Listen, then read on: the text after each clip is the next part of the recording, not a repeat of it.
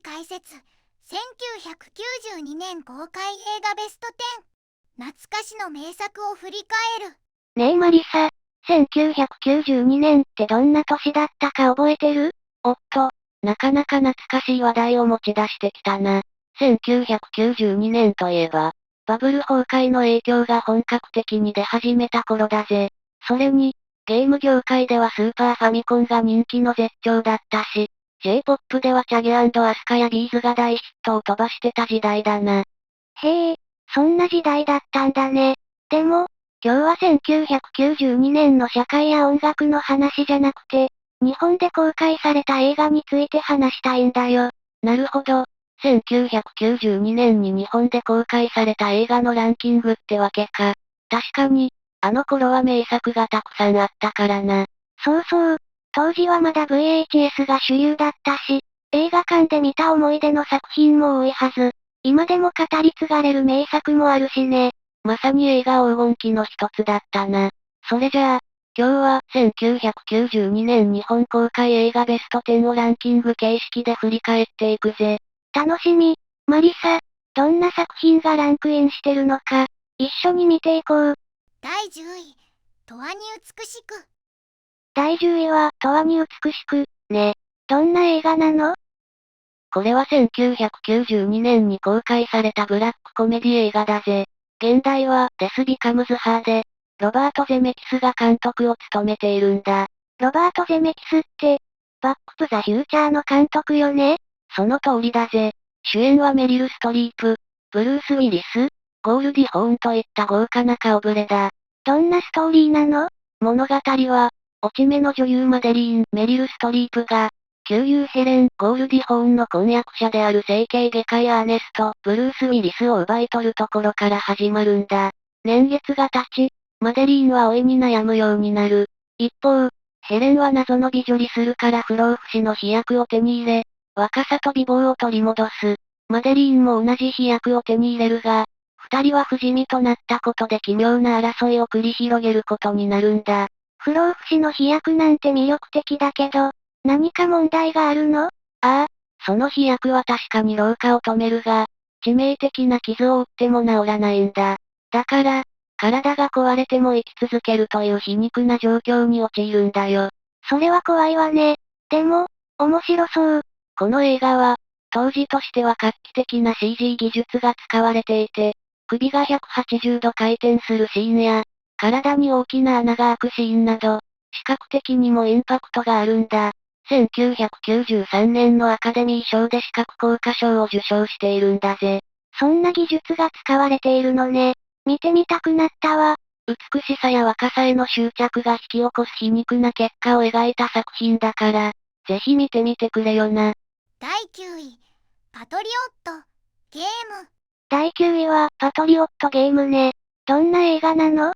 これは1992年に公開されたアクションサスペンス映画で、トム・クランシーの小説、愛国者のゲームを原作としているんだ。主演は誰なの？主演はハリソン・フォードで、主人公のジャック・ライアンを演じている。彼は元 CIA の分析官で、現在は海軍兵学校の教官をしている設定だ。ストーリーはどんな感じ？ジャック・ライアンは家族と共にロンドンを訪れている際、偶然テロリストによる襲撃事件に遭遇するんだ。彼はとっさの判断でテロリストを阻止し、一人を射殺、もう一人を逮捕させる。しかし、その行動が原因で、テロリストの復讐の標的となり、家族ともども命を狙われることになるんだ。それは緊迫感がありそうね。どんな見どころがあるの？この映画の見どころは、ハリソン・フォードの迫真の演技と、家族を守るために戦う父親の姿だね。また、IRA の過激派との対峙や、CIA との連携など、スリリングな展開が続くんだ。他に注目すべき点はある？そうだな。共演者にはショーン・ビーンやアン・アーチャーなどがいて、彼らの演技も光っている。また、監督はフィリップ・ノイスが務めていて、緊張感あふれる演出が際立っているんだ。なるほど。興味が湧いてきたわ。ぜひ見てみてくれ。90年代のサスペンス映画の中でも名作の一つだから、楽しめると思うぜ。第8位、美女と野獣。第8位は、美女と野獣ね。ディズニーの名作として有名だけど、どんな物語なの？ああ、1991年に公開されたディズニーの長編アニメーション映画だ。フランスの民話を元にしていて、心優しい村娘ベルと、呪いによって野獣の姿に変えられた王子のラブストーリーなんだ。ベルはどんなキャラクターなの？ベルは読書が大好きで、知的で独立心の強い女性だ。村では美しいと評判だけど、本ばかり読んでいるせいで変わり者扱いされているんだ。野獣はどうしてそんな姿になってしまったの？もともとは傲慢で冷酷な王子だったんだ。ある日、醜い老女が城を訪れ、一晩の宿を求めたが、王子は彼女を追い返してしまう。すると老女は美しい魔女の姿に変わり、王子の心の醜さを罰するために彼を野獣の姿に変え、城の召使いたちも家具や食器に変えてしまったんだ。それで、ベルと野獣はどうやって出会うの？ベルの父親モーリスが森で道に迷い、野獣の城にたどり着くんだ。そこでモーリスは捕らえられてしまい、彼を助けるためにベルが城にやってきて、自らを犠牲にして父親の代わりに囚われの身となる。最初は恐れていたベルだけど、次第に野獣の内面の優しさに気づき、二人は心を通わせていくんだ。感動的な物語ね。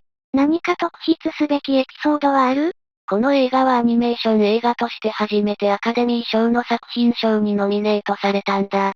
さらに、主題歌、ビューティー&ザ・ビーストはアカデミー歌曲賞を受賞している。音楽や映像美だけでなく、内面の美しさや真実の愛といったテーマが多くの人々の心を打った作品なんだ。そうなのね。もう一度見てみたくなったわ。第7位、氷の美少。第7位は、氷の美少ね。どんな映画なの？これは1992年に公開されたエロチックサスペンス映画で、ポール・バーホーベンが監督を務めた作品だ。主演はマイケル・ダグラスとシャロン・ストーンだぜ。サンフランシスコで元ロックスターのナイトクラブ経営者が、自宅の寝室でアイスピックによって惨殺される事件が起きるんだ。刑事のニック・カラン、マイケル・ダグラスは、被害者の恋人であり、事件と酷似した小説を執筆していた作家のキャサリン・トラメル、シャロン・ストーンを容疑者として捜査を始める。しかし、キャサリンはミステリアスで挑発的な態度をとり、ニックは次第に彼女の魅力に翻弄されていくんだ。キャサリンってどんな人物なの？彼女は美しく聡明な作家で、過去に書いた小説が現実の事件と一致していることから疑惑の目を向けられるんだ。特に、取り調べ室での足を組み替えるシーンは超有名だぜ。あのシーン、よく話題になるわよね。ああ、実はこのシーンは元々の脚本にはなくて、撮影中にバーホーベン監督が思いついて採用されたんだ。それが結果的に映画史に残る名場面になったんだから、すごい話だよな。しかも、世界で最も一時停止されたシーンに選ばれたって聞いたことがあるわ。そうそう。視聴者が VHS や DVD で何度も一時停止して確認したシーンとして、今でも語り継がれているんだぜ。そんな伝説的なシーンが生まれたのも、この映画の魅力の一つなのね。その通り、緊迫感あふれるストーリー展開と、登場人物たちの心理戦も見どころだし、視覚的にも印象的なシーンが多いから、見る者を引き込む作品だ。ぜひ見てみてくれ。サスペンス映画の名作として、多くの人々に影響を与えた作品だからな。第6位、ボディガード。第6位は、ボディガードね。どんな映画なの？これは1992年に公開されたロマンティックサスペンス映画で、ケビン・コスナーとホイットニー・ヒューストンが主演しているんだ。フランク・ファーマー、ケビン・コスナーは元シークレットサービスの敏腕ボディガード。ある日、人気歌手で女優のレイチェル・マロン、ホイットニー・ヒューストンの護衛を依頼される。彼女は謎の脅迫状を受け取っていて、身の危険が迫っていたんだ。最初は反発し合う二人だけど、次第に心を通わせていくのよね。そうなんだ。フランクは任務に徹するタイプで、レイチェルのわがままや華やかな生活にはあまり興味を示さない。でも、そんな彼のストイックな生き方にレイチェルが惹かれていくんだよ。そして、物語の中で印象的なシーンがいくつかあるんだ。例えば？フランクとレイチェルがデートで映画館に行くシーンだな。映画館の名前が、あたしって言うんだけど、これは、シアターの文字入りらしい。そこで二人が見る映画は、なんと黒澤明監督の用心棒なんだ。ボディガードの映画なのに、なぜ時代劇？実はね、原作者のローレンス・カスダンが熱烈な黒沢ファンだったんだ。それで彼のオマージュとして、あの映画を登場させたってケビン・コスナーがインタビューで明かしているんだよ。さらに、フランクのボディガードとしての信念は、用心棒の浪人、侍の生き方に影響を受けているとも言われているんだ。だから、フランクの自宅には日本刀が飾られているんだよ。なるほど。フランクは現代の用心棒みたいな存在ってことなのね。そういうことだな。そして映画館を出た後、二人はバーに立ち寄るんだけど、そこでチークダンスを踊るシーンがあるんだ。その時、流れていた曲がカントリーソングの Always Love You だったんだよ。それって主題歌の I Will Always Love You の原曲？そうそう。この曲はもともとカントリーソングで、ドリー・パートンが歌っていたんだ。バーでこの曲が流れている時、レイチェルはとても暗い歌ねって言うんだよ。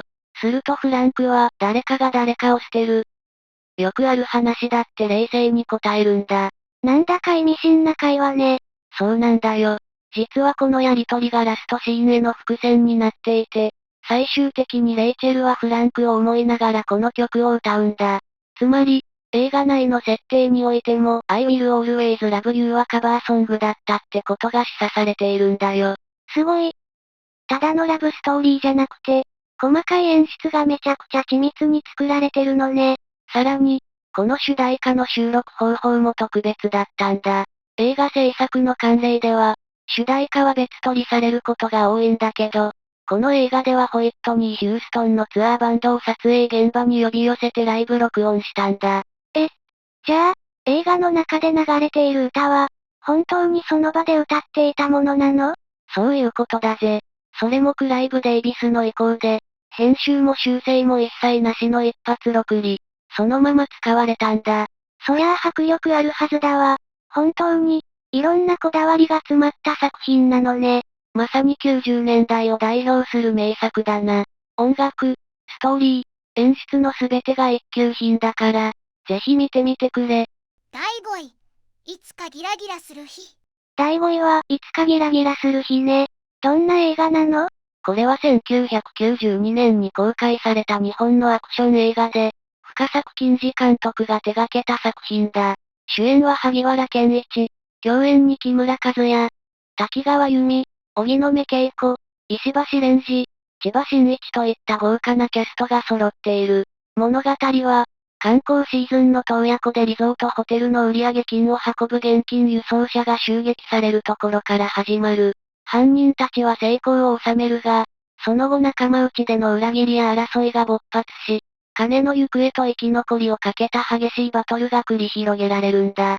撮影にはどんな特徴があるの？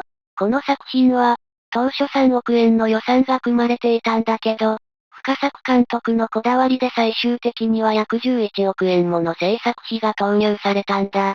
特に、パトカーや観光バスを大量に破壊するカーチェイスや爆破シーンが見どころで、迫力満点のアクションが展開されるよ。キャストについては？主演の萩原健一は、ギャングのボス神崎を演じている。彼の独特な演技スタイルが作品に深みを与えているんだ。また、荻野目恵子はこの作品で日本アカデミー賞の助演女優賞を受賞していて、体当たりの演技が高く評価されたんだ。音楽面ではどうなの？劇中には実在のヘビメタルバンド、ジャクスンジョーカーが登場し、ライブシーンを盛り上げているんだ。ちなみに、このバンドのベーシストである恩田義人は、撮影中にエキストラとして参加していた和幸と出会い、後にジュディ&マリーを結成することになるんだよ。そんな裏話があるのね。興味深いわ。そうだね。いつかギラギラする日は、エネルギッシュなアクションと豪華キャスト、そして深作監督の情熱が詰まった作品だから、ぜひ一度見てみてほしいな。第4位、紅の豚。第4位は、紅の豚ね。スタジオジブリの作品だけど、どんな内容なの？これは1992年に公開された宮崎駿監督の長編アニメーション映画だよ。舞台は1920年代から30年代のイタリア。アドリア海を中心に展開される物語なんだ。主人公は豚の姿をしたパイロットなんだよね。そう、主人公のポルコ・ロッソは、元イタリア空軍のエースパイロットで、本名はマルコ・パゴット。ある出来事をきっかけに自ら魔法をかけて豚の姿になり、現在は賞金稼ぎとして空賊たちと戦っているんだ。彼の過去には何があったの？第一次世界大戦中、仲間を失った悲しみと戦争への嫌気から、人間であることをやめ、豚の姿を選んだと言われているよ。この作品は、宮崎監督が特別な思いを持って作った映画って聞いたけど？そうなんだ。宮崎監督の成果は航空機産業に関係していて、幼い頃から空を飛ぶことに憧れていたんだ。それがこの作品の原点になっているんだよ。監督自身の夢が詰まった作品なのね。さらに宮崎監督は、この作品について、疲れて脳細胞が豆腐になった中年男のための、漫画映画と記しているんだ。つまり、これは若者のためではなく、完全に中年向けの映画として作られた作品なんだよ。確かに、ジブリ作品の中ではちょっと大人向けな雰囲気があるわよね。一貫してアニメは児童向けに作ることを信条としてきた宮崎監督にとっては、この映画を作ることは大きな決断だったみたいで、制作後も本当にこれで良かったのか悩み続けたらしいよ。そんなにこだわって作った作品なんだ。特に見どころはどこなの？美しいアドリア海の風景や、迫力ある空中戦、そして大人のロマンが詰まったストーリーだね。監督自身もイタリア人すら忘れてしまった航空機を復活させたり、存在しない空軍を出せたりしたことは道楽としては楽しかったと語っているんだ。飛行機に対する愛情がすごく伝わってくるわね。音楽も素晴らしいよ。久石譲が手掛けた楽曲に加えて、加藤登紀子が歌うさくらんぼの実る頃や時には昔の話をは、映画の雰囲気をより深めているんだ。なるほど。宮崎監督の情熱とロマンが詰まった映画なのね。その通り。紅の豚は、宮崎駿監督の夢と美学が凝縮された作品だから、ぜひ見てみてほしいな。第3位 JFK。 第3位は JFK ね。ケネディ大統領の暗殺事件を扱った映画だけど、どんな内容なの？これは1991年に公開されたアメリカの政治サスペンス映画で、オリバー・ストーンが監督を務めた作品だ。主演はケビン・コスナー。彼が演じるのはニューオーリンズの地方検事、ジム・ギャリソンという実在の人物だぜ。ジム・ギャリソン？どんな人物なの？ギャリソンはケネディ暗殺事件の政府発表に疑問を抱いて、独自に捜査を始めたんだ。FBI の発表では、暗殺はリー・ハーベイ・オズワルドによる単独犯行とされていたけど、ギャリソンはそんな単純な話じゃないと考えたんだよ。確かにケネディ暗殺にはいろんな陰謀論があるわよね。そうなんだ。この映画では、CIA やマフィア、軍需産業、そして政府内部にまで陰謀が広がっていたという説を描いている。オリバー・ストーン監督も政府の発表を鵜呑みにするなというメッセージを込めているんだ。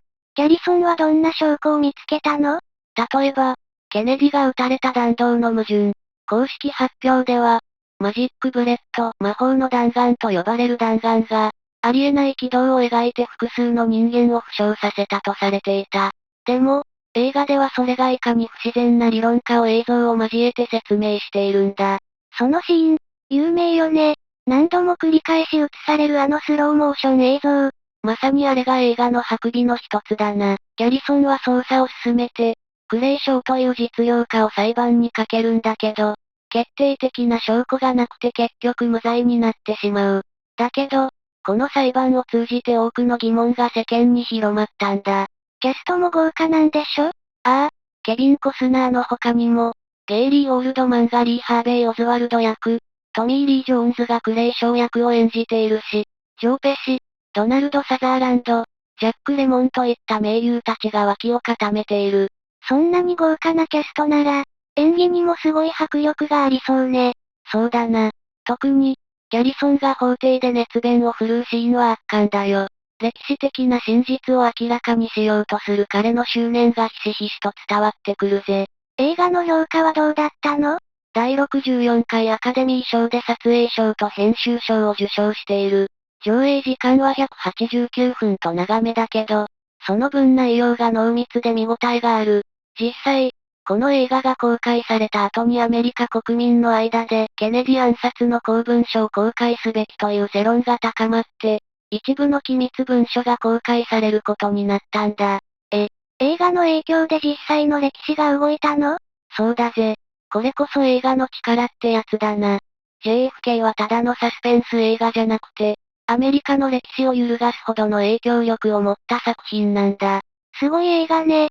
これは見る価値がありそう。そうだな。ケネディ暗殺の真実に迫る衝撃的な内容だから、歴史ミステリーが好きならぜひ見てみてくれ。第2位、フック。第2位は、フックね。ピーターパンの物語の続編として有名だけど、どんな内容なの？これは1991年に公開されたスティーブン・スピルバーグ監督のファンタジー映画だよ。物語は、大人になって記憶を失ったピーターパン、つまりピーター・バニングが主人公なんだ。ピーター・バニング？彼はどんな人物なの？ピーター・バニング、ロビン・ウィリアムズは、仕事一筋の弁護士で、家族との時間を犠牲にしているんだ。ある日、彼の子供たちがキャプテン・フック、ダスティン・ホフマンに誘拐され、ネバーランドへ連れ去られてしまう。そこで、ピーターは自分がかつてのピーターパンであることを思い出し、子供たちを救うために再び冒険に出るんだ。ケンカーベルやウェンディも登場するの？もちろんだよ。ケンカーベルはジュリア・ロバーツが演じていて、ピーターをネバーランドに連れ戻す重要な役割を果たすんだ。ウェンディはマギー・スミスが演じていて、彼女がピーターに過去を思い出させるきっかけを作るんだ。映画の見どころは？まず、豪華なキャスト陣と彼らの演技が光っているね。特に、ダスティン・ホフマンのフック船長は圧巻だよ。また、ネバーランドの美しいセットや、子供たちとのアクションシーンも見応えがあるんだ。評価はどうだったの？第64回アカデミー賞では、衣装デザイン賞や美術賞など5部門でノミネートされたんだ。観客からも子供の頃の純粋な心を忘れてしまいそうな大人へ送る映画として高く評価されているよ。なるほど。大人になったピーターパンの物語。興味深いわ。そうだね。子供の頃の純粋な心や冒険心を思い出させてくれる作品だから、ぜひ見てみてほしいな。第1位、民法の女。第1位は民法の女ね。伊丹十三監督の作品だけど、どんな内容なの？これは1992年に公開された日本のコメディ映画で、名門ホテルを舞台に、ヤクザの嫌がらせに立ち向かう女性弁護士の奮闘を描いているんだ。具体的にはどんなストーリーなの？東京の高級ホテルヨーロッパは、サミットの開催を控えていたんだけど、ヤクザが常連客として居座っているせいで、その開催権をライバルホテルに奪われてしまうんだ。困り果てたホテル側は、民事介入暴力、通称民法専門の女弁護士井上真昼、宮本信子を雇うことにする。井上真昼って、どんな人物なの？彼女は法律の知識と強い意志を持ち、ヤクザにも物おじしない女性弁護士なんだ。ホテルのスタッフたちと協力しながら、巧妙な手口でヤクザを追い出そうと奮闘するんだよ。他にはどんなキャストが出演しているの？総支配人役に宝田明、経理マンの鈴木祐樹役に大地康夫、ベルボーイの若杉太郎役に村田武弘といった実力派俳優が揃っているよ。ヤクザの嫌がらせに対する法的な対処方法や、コミカルなやりとりが見どころだね。伊丹十三監督らしいユーモラスで風刺の効いた演出が光っているよ。ただ、この映画には制作段階から大きな危険が伴っていたんだ。危険？どういうこと？映画監督の五社秀夫は、本作の制作が発表された時から、伊丹監督にヤクザの世界を知らなすぎる。こういうテーマに触れるなら、きちんと筋を通さないと危ないと警告していたんだよ。そんなにセンシティブなテーマだったの？そうなんだ。実際に、映画が公開された直後の1992年5月22日、伊丹監督は自宅近くで刃物を持った暴力団関係者5人に襲撃され、顔などに全治3ヶ月の重傷を負ったんだ。そんな事件があったの？ああ、でも伊丹監督は負けなかった。彼は、私はくじけない。映画で自由を貫くと宣言して、映画作りを続けたんだ。かっこいい。ただ、その後も嫌がらせは続いた。翌年の1993年5月30日には、伊丹監督の自作、大病人が上映中の映画館で、暴力団員がスクリーンを切り裂く事件まで起こったんだ。映画が社会に与える影響の大きさがよくわかるわね。そうだね。この映画はただのコメディじゃなく、社会問題に真っ向から挑んだ作品なんだ。民放の女は、日本映画史に残る衝撃作として今でも語り継がれているよ。笑えるだけじゃなく、考えさせられる映画なのね。その通り、エンターテインメントと社会的メッセージが絶妙に融合した名作だから、ぜひ見てみてほしいな。総評、まとめ。いやー、1992年に公開された映画を10本振り返ってみたけど、どれも名作揃いだったわね。そうだな。ハリウッドの大作から、日本の社会派映画、アニメまで、バラエティ豊かな作品が並んでいたのが印象的だったぜ。美女と野獣や、フックみたいなファンタジー作品もあれば、JFK や民放の女みたいに社会的なテーマを扱った作品もあったし、本当に幅広いわね。そして、今見ても全く色褪せない作品ばかりだったのがすごいよな。特に、ボディガードの主題歌は今でも世界中で愛されているし、紅の豚は大人向けアニメとしてジブリの中でも異色の名作だ。民放の女のように映画が社会に影響を与えた例もあったし、改めて映画の持つ力ってすごいと思ったわ。そうだな。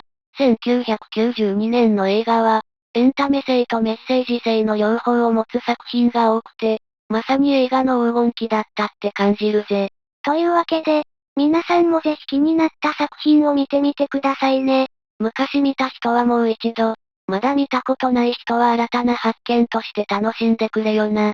最後までご視聴いただきありがとうございました。これからも役立つ情報をお届けいたしますので、チャンネル登録と高評価をよろしくお願いします。コメント欄でご意見や質問もお待ちしています。それではまた次回お会いしましょう。バイバイ。今日も一日良い日で、またね。